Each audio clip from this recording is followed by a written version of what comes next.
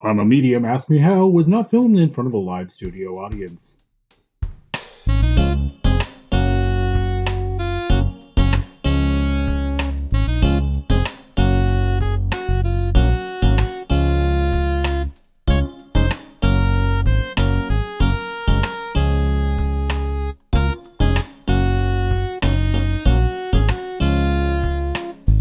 We best friends, but we love talking about dead people.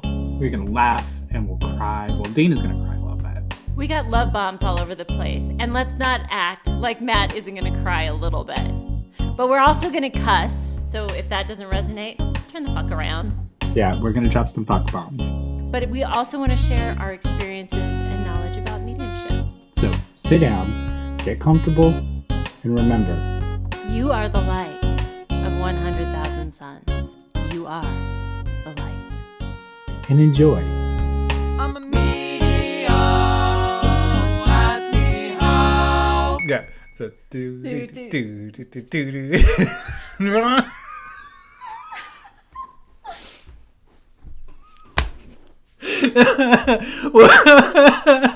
Welcome back to another episode of I'm Thursday. Ask me how.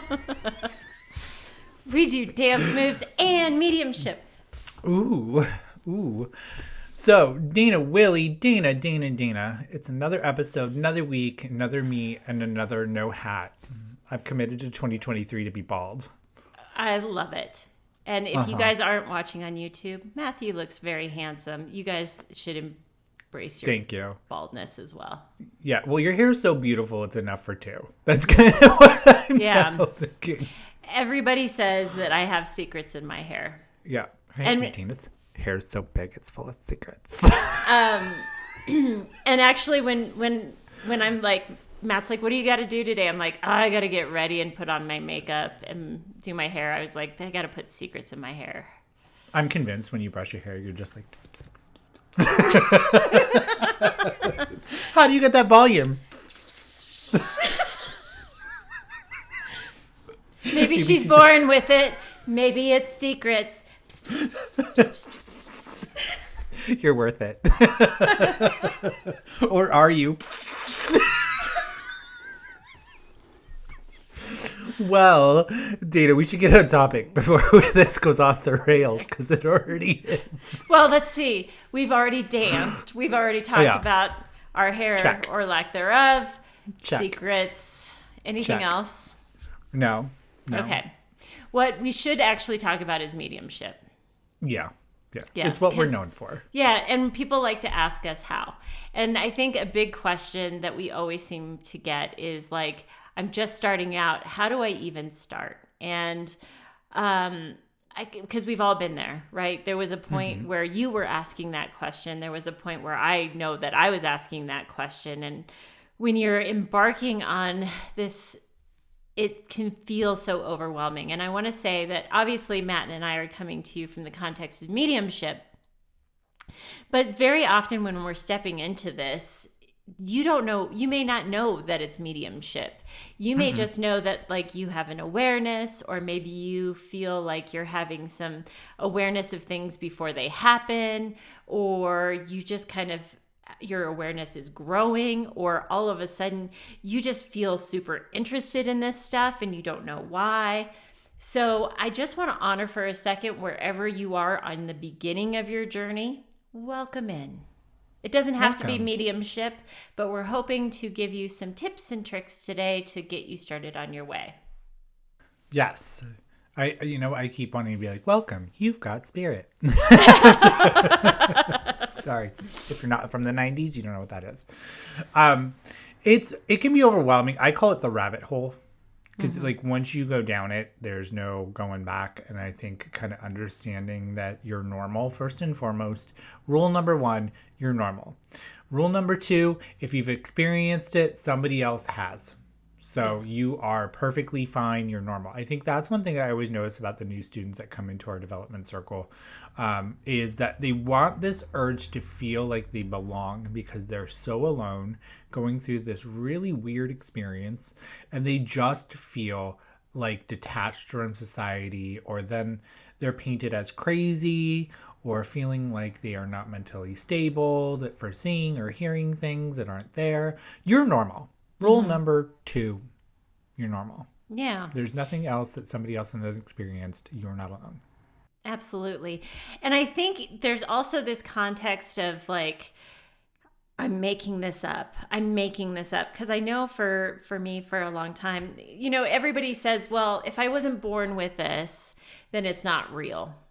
And, you know, there's the great debate on there of naturally born versus developed. And I believe that on some level we all have this, right? But I can look back in my life and see where it was ever present in my life. But I had always talked myself out of it because I had always expected it to be bigger than it was. And I never realized for a long time how subtle spirit communication was, whether it was psychic hits or whatever it was. I never realized how truly subtle everything was. And for me, and mine came in 2017, where I finally kind of got hit over the head with it, where it was still subtle what was coming through, but the repetition of it coming through was what increased to a level that I couldn't ignore it anymore. I would agree with you. I think I had the same experience. And I think that it all will make sense in the end and not to worry about having it make sense now. I can look back on my experiences of seeing and experiencing spirit and not realizing that it was actually spirit communication. And then later on, having that realization of being like, oh, it's been here the whole time. I never realized it. It's been here the whole fucking time. And I never either spoke about it or was told not to speak about it. And I can tell you, it all makes sense in the end. Yeah. And it will all click for you. So don't worry about analyzing your self experiences. I think that's one thing that a lot of new mediums do too, is they look back and they overanalyze every single thing. Just take it for what it is. Who says it isn't and who says it is? You don't need the validation. You just need to know that you're here now. Let's move forward. Let's keep going. It's not going to change the past. Let's dig deep and try to self-discover some stuff, though, because self-work is really important in this work. But you don't need to validate every single thing. Yep. Right. You're here now, and I want to just really run that home. You are here now. So if you've been doing this since day one, great. But if you are at whatever age you are at the perfect time to start diving into this. I hear so many people say, I'm 50. Have I waited too long? I'm 60. Have I waited too long? You could be 120 years old. It is never too late to embark on this journey. 120 years old, girl. You're talking to yourself because you're probably on the other side. 120. Listen, my point is, I believe that our podcast is going to live on forever, and life expectancy is getting longer. So I never Okay. want to limit anybody. Eileen Davies, don't limit the limitless. Yeah. But honestly, I don't ever want anybody to. If you have a desire, and I believe a big thing of what really is making somebody listen to this podcast or ask the question is because they feel that pull, that desire to learn. So honor the pull and that desire, because it's less about whether you have the ability to do so. Because I believe, and I know you understand this too, Matt, is that we all have this ability. It's more, do you have the aptitude and the drive to do it? Yes. And let's circle back to... Can we circle back to something real quick? Okay. I'm doing the sigh because I need to say there is no camps. And I think that one thing that naturally born mediums or self-proclaimed naturally born mediums self-proclaim is that you need to be naturally born, and development mediums are not as good. Here's the deal. We're all naturally born. We all have the ability to do this gift. It does not make you special. And I think that's the one thing that I've noticed in my experience with the people that claim to be naturally born, that put down the developed mediums, is that it's a sense of taking your specialness away from you. Yet we're all a spirit. We're all playing for the same team. And sometimes the naturally born mediums that I've had an experience with have a lot more support.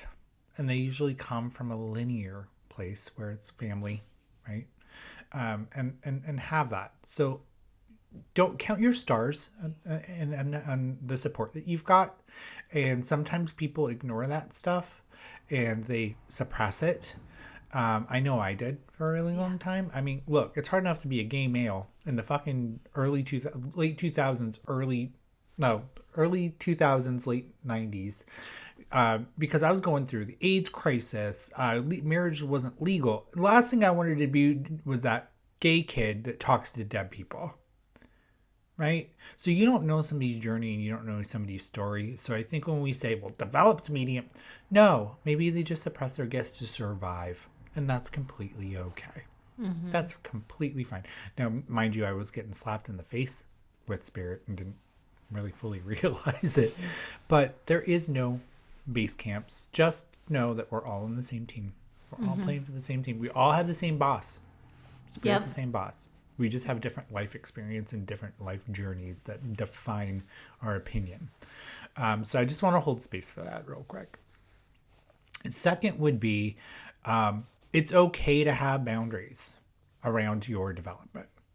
And I think what's hard about going through mediumship development is that there is no certain way to do it. I don't think that there is a path that everybody needs to follow that is cookie cutter and correct. But I also think that there's a lot of people that shouldn't be teaching mediumship development. And I think that is mostly based on religious bias and situations that you can fall prey to. I know in my development, this was probably more towards the beginning of my mediumship development, where the shop owner was like, you're going to be part of a galactic pod fighting blah, blah, blah, but we're going to need a medium for every pod. Use your discernment. If somebody's saying something weird to you like that, don't go to that circle. Just go. Get up and leave. Because I can tell you in my early development, the things I was learning, they were great. And I'll always respect my mentor, my first mentor. I just got to name drop really quick. Sharon, I love you so much. And thank you for giving me an opportunity. But I think that person was bound a lot by their shop owner. I can't speak to their story. But I always felt like there was more. And I felt like that there was always something else that I needed to learn. And I didn't feel like I was getting what I needed. And I found the right circle that was right for me. And cool, sweet, awesome. I moved on.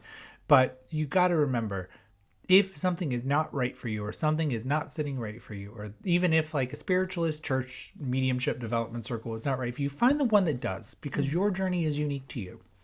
And don't just commit and feel like you have to sit through somebody else's opinion. Go by your own experiences as well.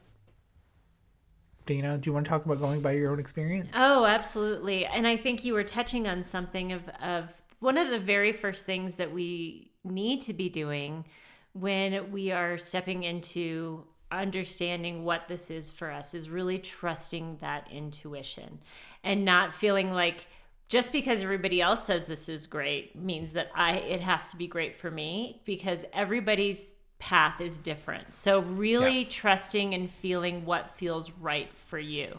So if you go into a space or you start working with a teacher or reading a book and it doesn't resonate with you or doesn't feel right with you, stop doing it.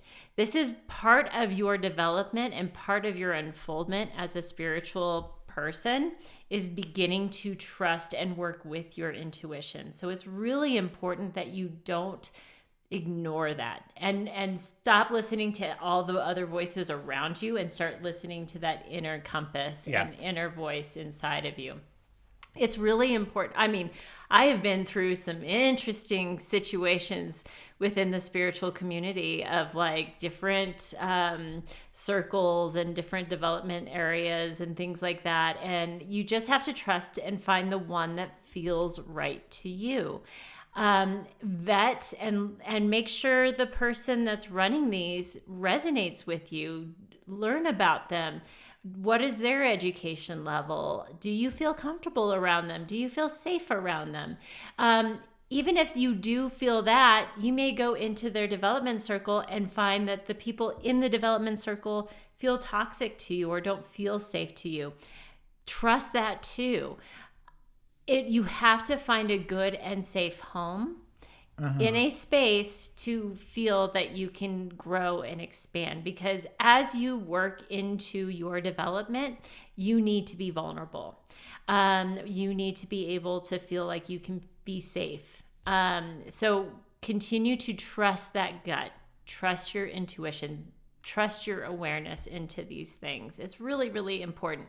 The other thing that I would say is, obviously Matt and I are talking from the perspective of mediumship because we're mediums, ask us how.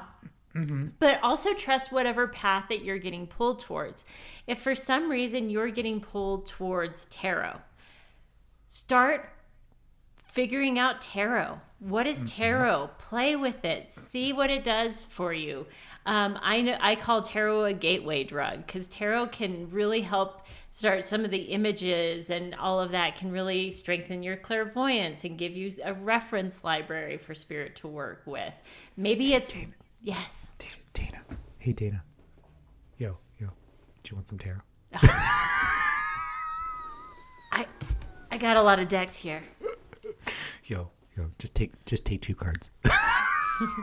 I'm all about that big deck energy. All right, I'm sorry to interrupt you. I just wanted to sell you some tarot. I know. I'll say, if anybody's going to be selling tarot, it's me. No, I'm just kidding. No, but honestly, sorry. but like if it's Reiki, you might be drawn to explore Reiki because you need to grow your clairsentience, which is your clear feeling.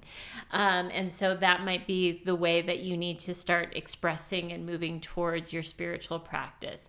So when Matt says there's like not one way to go there really is. There's many roads to Rome, okay? But we all get there.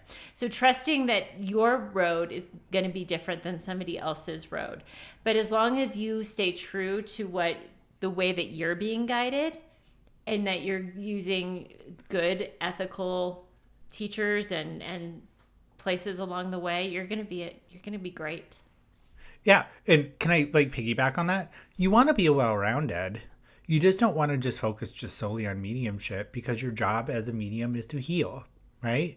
So take as many types of mediumship classes as possible. So not only just mental mediumship, which is what I think a majority of what me and Dana teach and what me and Dana are mental mediums, is there's also physical mediumship. There's also trance mediumship. There's trance healing. There's definitely Reiki. There's tarot. There's a whole bunch of things that you can do to under the sun and intuitive. Let's talk about that. All mediums are psychics, but not all psychics want to be mediums. I don't like saying that not all mediums, psychics are mediums, because we're all mediums in some sort of capacity, with some spirit communication, whether it's your guide or whatever. But that doesn't mean that you need to be a medium, but dabble. Find out what's up. The only thing that I would highly encourage you, and this is just a me thing, this is not a Dana thing, I can't speak for you on this, is try to find one that's religiousless. And the reason why I'm saying is that you can be spiritual without incorporating a religious belief into it. And that way you can read for anybody. And so there's 7 billion people in this world. And that does not mean that only one group is right over the other. And you're going to have many clients from all walks of life. And you should be able to read for every single one of them without jarring them with a religious perspective. They can believe whatever they want to believe, and you can believe whatever you want to believe, but you don't want to incorporate that into your practice until you figured it out, okay? Because some people do, and I'm just like, yeah, whatever. But you're really limiting yourself. Yeah. And Eileen Davies, let me quote her again, you're limiting a limitless potential. So just really try to stay at least sticking to like the basics of referring to like God or source or spirit, but don't go into like direct stuff until you figure out what journey you're going to go in. That would be a big one, and try to find a class that does not do that as well, because it's just not helpful.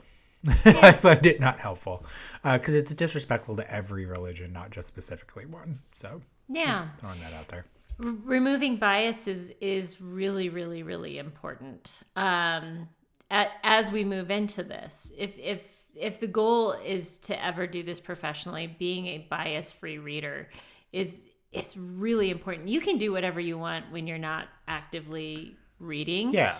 But bringing it into your spiritual professional practice is where it's tricky. So Correct. you want to be able to train and develop in a bias-free zone. So as far Can I as add on to that really quick? I'm sorry. Just know that you have your own personal religious beliefs and then you have your spiritual practice, right? And so they should never really kind of intermingle as much as we possibly can, even though it is kind of a gray line because we are dealing with a religious aspect of the human soul.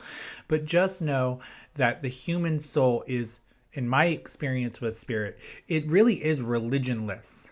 Right? So spirit comes through with no religious bias. They never really come through besides like a cross or what kind of evidence it shows in their lifetime of what they would have practiced, but they never come through to validate any Bible or Quran or anything else. It literally, they never to me talk about that stuff in some sort of aspect. So that's why I'm saying a religious practice and a spiritual practice are two separate things as much as we want to blend them together.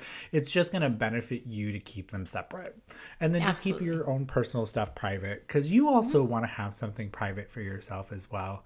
I think that's also a best practice for a lot of mediums is to just know that your mediumship and yourself are two separate things and you should also keep them separate because you want to have some sort of privacy if you're going to be doing this work. Absolutely. Absolutely. So, you feel this pull, you're like, I got to move forward in this. I don't know where to start. For me, and you kind of touched on this a little bit, Matt, but personal development. And one of the best ways that you can do this at home is a journal. And I know with our students, we encourage you guys to journal all the time. And this can be personal journaling, but also like as you are experiencing spirit, what are you experiencing? Writing about your pull towards what you, why are you getting pulled towards spiritualism? Why are you getting pulled towards psychism, mediumship, whatever? How did you feel when this happened to you? If you feel like you get a precognition of something happening, write it down. That way you can look back in your journal and be like, see, I knew that this was going to happen. It's a way of tracking your progress and tracking where you're at. It's also a way of you doing some personal growth and development and processing how you feel and why you feel the way you do. We like to do a lot of like, why do you want to pursue this? And kind of, I like calling it peeling the onion. When you write down a statement and say, but why do you feel this way? And then after you say that, well, why do you feel this way? And just keep on peeling the onion. I'm afraid of doing mediumship. Well, why are you afraid of doing mediumship? Because I'm afraid I'm going to fail. Why are you afraid I'm going to fail? Because I was afraid to fail as a kid. Why were you afraid to fail as a kid? Because my mom would get mad at me if I... So then we're just peeling that onion. And through doing that, we can do a lot of self-discovery. You get a lot of crazy realizations when you do that are a lot from just being seen and heard. I think that's a lot of what came for me. I don't know about for you, but I'm going to tell you the truth. I can't look at an awesome blossom without thinking of you anymore.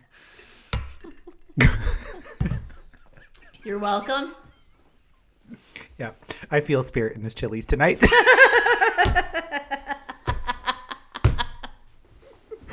But really, it is very true. Like when you start feeling any sort of discomfort on something, it's just kind of finding out the why and when's the first time. That was the biggest question that I had for myself around fear, because I think fear also creeps in a lot at the beginning of your mediumship. Of when was the first time I felt this way? If I could think back to the first time I felt this way, why? Why was I terrified of this? And a lot of it came from Hollywood because you know what? My babysitter in parenting was the TV.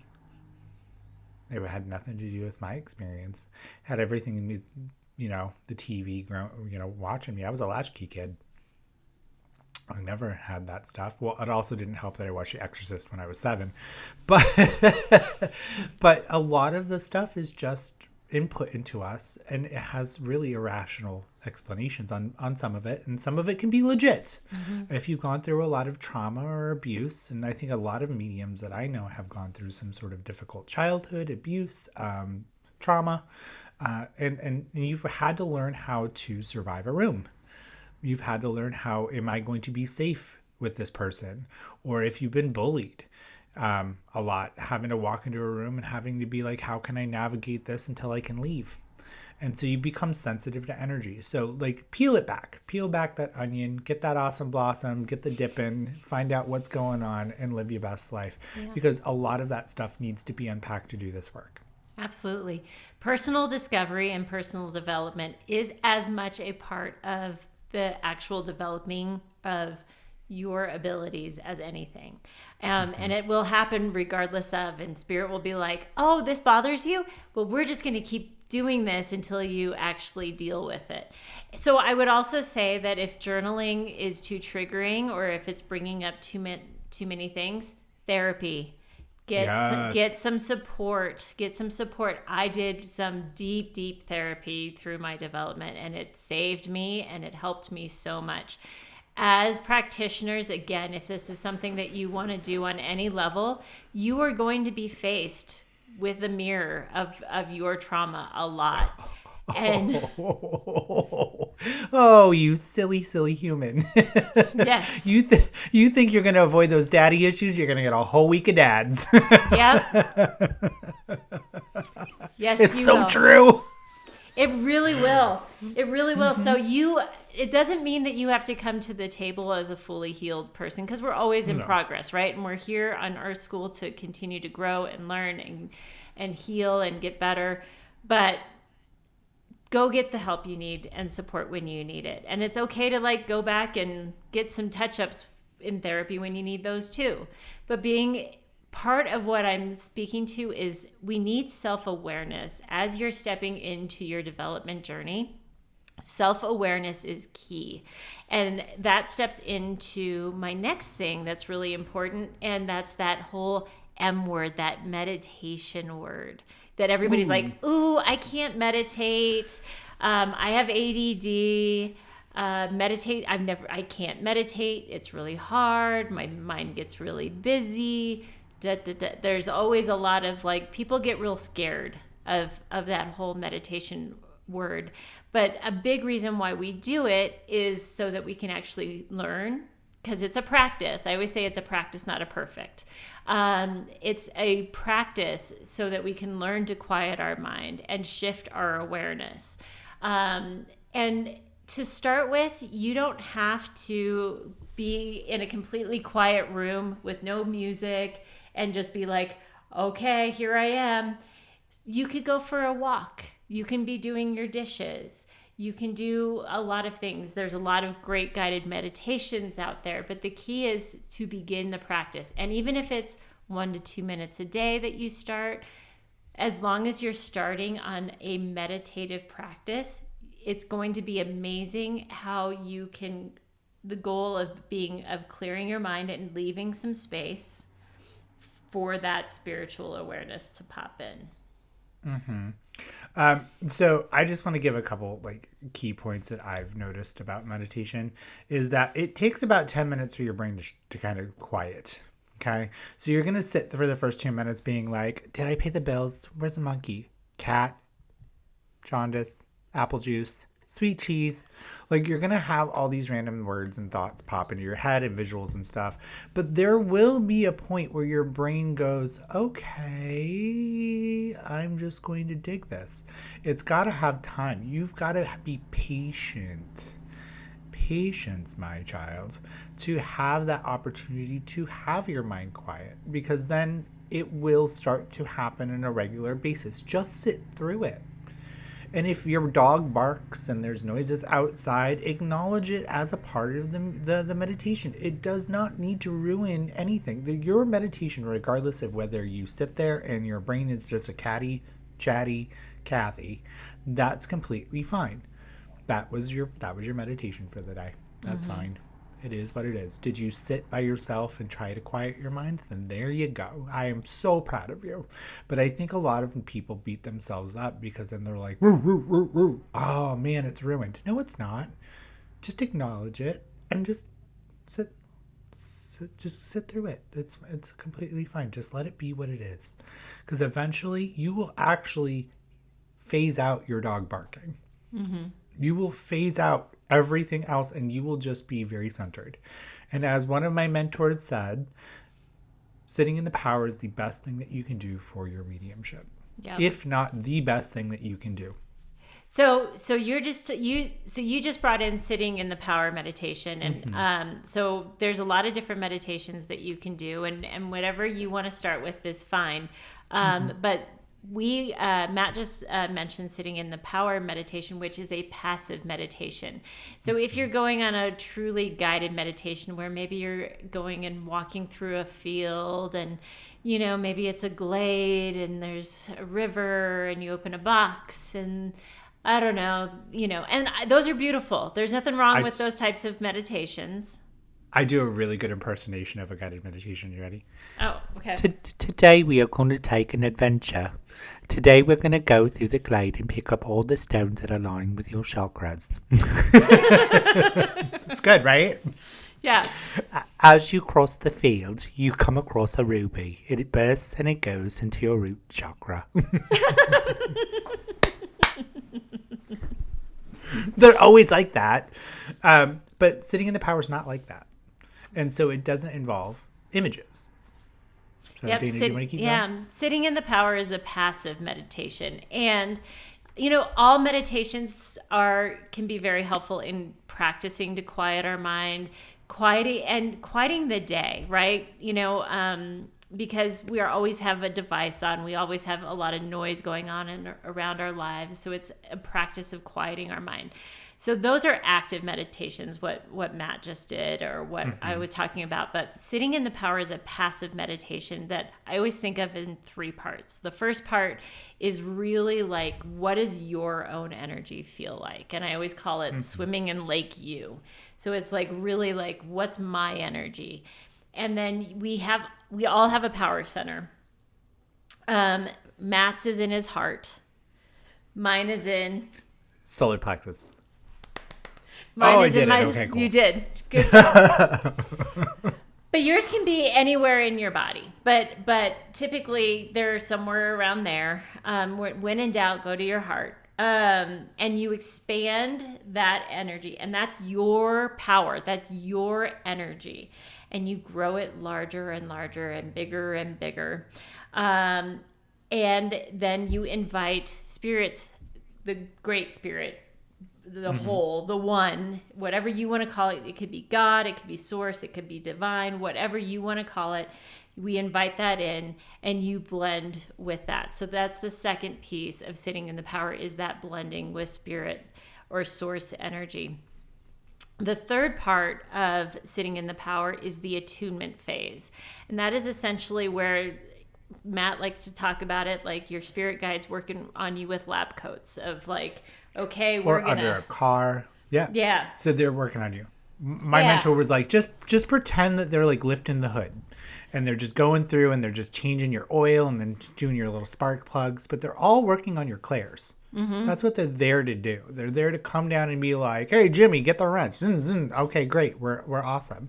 They're there to work on you. Yeah. I always think of the word attunement like they're using you, like they're tuning you like a radio. Like how are they tuning you in to be the best radio to pick up spirit communication possible? Or you can always pretend that they're coming in and out of your awareness so that you understand when something is different, right? Right. So that's kind of what sitting in the power is. But sitting in the power is for you. It is not to channel spirit. It is not to pre-link. It is not for anything. It's not to get a bunch of visuals or anything like that. But it's also to be feeling. I always want to encourage people to feel, because sometimes you might feel what might feel like a little cobweb on your face or a little tingle. A lot of people talk about feeling nauseous during sitting in the power. I used to get sick a lot. Some people I get really emotional when I sit in the power. I love getting emotional. You love bombed. You get this like overwhelming sense of love that you just want to cry. But you just want to sit through it. You don't want to itch it, touch it. I always like to say that sitting in the power will also help your shifting awareness, but it's like turning your on and off switch, and you'll be able to do it very quickly the more you're able and the longer that you do it. So like if you're consecutive and you're pretty good about sitting in the power a couple times to 3 to 4 times a week, you will then in turn be able to switch at will. You can shift your awareness like at will. You don't need to sit in the power. Well, you should still always sit in some sort of power. But like if you were to have to work and you need to like shift your awareness and it's been a crunch day for you, you'll be able to switch it. And it won't have to feel like this pressure or ritual to go sit in the power to go do it. That's the reason why we do it. I also like to imagine that sitting in the power is like you're a spider and you're creating this really elaborate web. And you're doing it with your energy, and you're just the spider sitting in the middle of the web, and you just feel. And then when spirit comes in and they move into your awareness, it's like a fly landing on it, and the spider is very like, I feel the vibration moving, and I'm aware that you're in my corner and you're going to come forward, and I understand that this energy feels different, because you know what your own energy feels like. You know the room as if it's like a part of you, that this wall over here is part of me because I'm expanding out. I'm taking my light or my power and I'm shifting it as big as I can get it. So when somebody is standing in the room with me, I'm aware that something is different. Somebody is in the room with me. I get it. I understand it. I can have it come closer. I can have it back away. I can do whatever spirit wants me to do, which leads me to my next point. They need you more than you need them. So, meaning that you don't always need to be open. You don't need to work all the time. And I think that's where a lot of new mediums get really caught up with this. It will always work. It will always work. It never goes away. It's like falling off a log. So if you take a break from mediumship and you come back, it will come back. It's like falling off a log. You might be a little rusty, but it's cool. I think that a lot of mediums feel like they're going to lose it. So they've got to go out in public and show off and all this stuff. No. Or like waking up in the middle of the night and feeling like there's something watching you. Ask it to go away. Your words are very powerful. You don't need to read. You don't need to read for anybody. You don't need to read at all, actually. I mean, your goal as a medium is your client not to want you, right? So like essentially, it is always a struggle for new mediums being like, I'm tortured. No, you're powerful. You just don't set boundaries of being like, I'm sleeping. I'm sleeping. I'm in the shower. I'm buying my eggplant at the grocery store. I don't need to read for anybody. You have control. You just need to say no. No. No is a complete sentence in the great words of Dana Willey, and I am Dana Willey, but I can say that. So, we talk a lot about, I love boundaries. Boundaries are one of my favorite things in the world, but it's one of the best things that Matt has ever taught me is it's not healthy to talk to dead people all the time, and that we are first and foremost humans, because we are humans on this planet. We have to be doing human things, and we have to be having human relationships. We are here to be human. And when you are pulled to do this work, it's easy to go down the rabbit hole and watch every YouTube video and listen to our podcast. Thank you for listening to our podcast, but ingesting everything mediumship that you possibly can. But I want you to have balance in your life. So where can you put balance? And simply say no.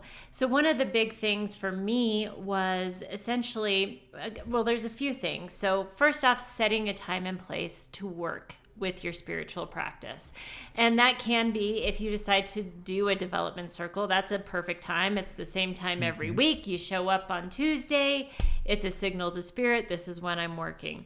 For me, I had a daily practice where it was like, okay, 10 o'clock every single day, I'm going to sit down. I'm going to sit in the power. I'm going to journal afterwards. And it was like a signal to spirit of like, this is your time to work with me. So sometimes setting a specific time and place sets your brain up to know that you're going to do that work, and also let spirit know when you are available to work, and setting some parameters and rules around that. That also being said, I talk about my waiting room all the time, and it's okay to like have a waiting room of saying like, I'm not working right now. I'm not open. You guys can just all hang out over here. I have my close sign. We love talking about an open and close sign. And currently, I'm closed. And when you're ready to open up, you can flip your open sign up and have everybody come in the way that you want them to. But really understanding that you are in control. Spirit is not in control. You are in control of your own energy, your time, and what's going on. Now I have that thing from like, what is it, Mervin's back in the 90s? We're like open. If you're not from Colorado in the early 2000s. I think we also need to remember as growing and developing mediums, and especially at the beginning, is you showing up is all you need to do. Just show up, have fun, take risks, be okay with the word no, because your no's will make a difference of what your yeses feel like. And also you'll learn that your no's aren't necessarily always a no. And so I think that's the scariest part of a lot of new beginning people going to a development circle, is that they're afraid they're going to fall on their face and be wrong. And trust me, as a developed medium, I'm still wrong. It's how you handle it that makes you a better medium every single time. And it's not about us. So you shouldn't have to worry about getting a no, because it's not about you. You're not a perfect machine. And I think when we look at mediumship and we look at the TV shows like Tyler Henry, phenomenal medium, but they're only showing the best parts of that. Okay, he gets no's. And I think on his new show, he ended up getting a no and was like, you know what, I'm too invested in this. I'm going to walk away. But that's how you handle it. And so going to development circles will help give you the tools to get a no, feel into the evidence, deliver it as designed, and be confident with your confidence. Because trust me, imposter syndrome is something that you're going to have to face sooner or later. It's going to happen. And I think a lot of people that have the overinflated ego are battling imposter syndrome, and they're doing it alone. And I would rather do it with a group of 25 individuals that are a lot like me, that understand my plight and understand my experience, than to do it on my own and build up this ego that I'm the best and nobody is as good as I am. But really deep down inside, I'm thinking that I'm scamming people. Yeah. Sorry, I think that went a little deep. Onion. The onion. I think community is really, really important, and feeling like you're not alone. And that's one of the many reasons that I'm such an advocate for development circles. I think classes are amazing. And if you can find a class with a teacher that really resonates with you, awesome. That's great. But nothing, classes aren't really set up. A lot of classes out there aren't really set up for a lot of practice within the class. In development circles, you can actually practice, and that's huge, right? But you also get that community of knowing that you're not alone. And I think that is one of the most important things in this whole process, is understanding that you're not alone. There's also something I want to throw onto that as well, is do not rush to get a mentor. Yes. Okay? Mentorship is very, very, very fucking expensive. And if you're going to do your entire development under a mentor, you are literally giving them a lot of money that you'd learn in a development circle and a chance to practice, because development circles are cheaper.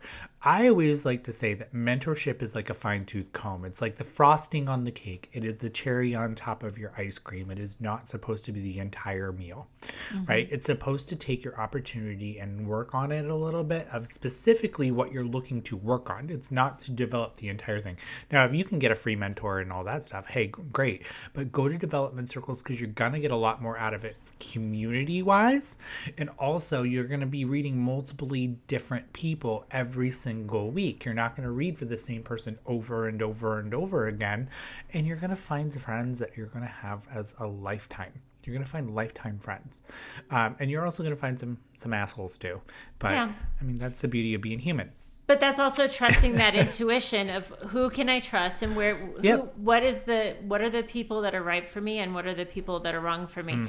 You know, something that I also want to touch on is look at this as a journey and not a destination. That was one little thing that I really wish that I would have known when I started my development. Because I always thought like, okay, I just need to get to here. And what I didn't realize is that we're always developing. And if you know anything about me, and I say this often, I consider myself a developing medium. Even though I'm a professional, even though I teach classes, even though I have a podcast, all of those things, I learn with spirit every single time I sit with spirit, sit in the power, do a reading, hold a class. I learn something new every single day. Have fun, have an open heart. Be open to new and amazing experiences, and know that each and every day you step into this journey, you're going to learn something new. So I just leave you with that of just knowing that this is a beautiful and amazing journey that you're going to embark on, and don't put some endpoint on it or destination on it, and just be open for where this journey is going to take you. Do you see that one? As the orb flies. One thing I would add to that is don't also rush to read for the general public, because there's things that you also need to understand of how to work with grieving people, how to speak about certain topics, how to be sensitive. You actually gain a sense of empathy doing this work that, you know, you kind of understand. So don't rush to read for the general public because you want to feel awesome, because you are the practitioner that is spiritually taking care of them. Even though you're not physically or mentally taking care of them, you're spiritually doing it. So do it when it feels right for you. Play, take your time. Like Dana said, it's not a destination. Enjoy that ride. Sit on the plane a little bit. Sit on the railroad tracks. Enjoy that car. Whatever it is, that part of that journey. Do not rush to read for the general public. Do not rush to read on TikTok.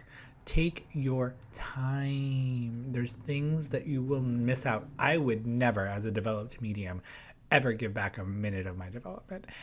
Ever. I got cool experiences, met cool people, got to follow my face privately, and I would never take a second back. So from me to you, enjoy the ride, kid.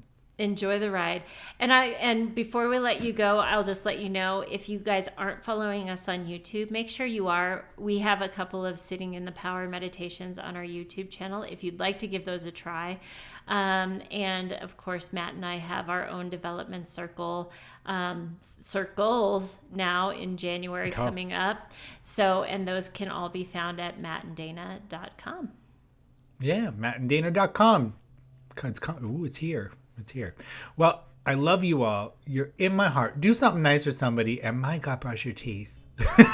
Brush your teeth. Wear your sunscreen. And do something nice for somebody. Yeah. And you are the light of 100,000 Dana Willies.